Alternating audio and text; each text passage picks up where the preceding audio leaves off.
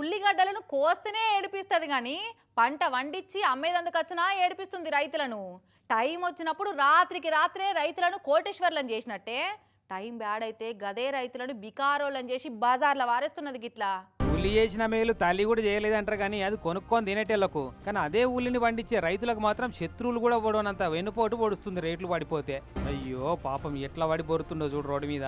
కర్ణాటక విజయపుర కాడ ఉండే ఉల్లి రైతటకి అన్న పంట కోసి అమ్ముకుందామని మార్కెట్కు పట్టుకొస్తే అడ్డికి పావుచేరు రేటు పెట్టిరట బేరగాళ్ళు. మొన్నటిదాకా కింటాల్కు 800 1000 రూపాయలు ఉండే రేటు తనదాకా వచ్చేటాళ్లకు 200 అన్నారట.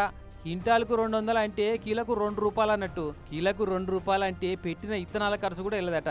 ఇక ఇన్నొద్దులు కష్టపడి వండించింది కూలోళ్ళ ఖర్చు మార్కెట్కి పట్టుకొచ్చిన ఖర్చులు అన్ని చూస్తే కిలోకు 10 రూపాయలైనా దండిగా అవుతుంది. అసొంటిది 2 రూపాయలు అంటే ఎట్లా అనిపిస్తుంది? అందుకే రోడ్డు మీద వారవోసి వాటి మీద వాడి బొర్రుకుంటా బొబ్బ పెట్టి ఏడిచిండి రైతన్న. కానీ రైతులకు వచ్చే ఇసొంటి కష్టం పగోళ్ళకు కూడా రావద్దు పాపం.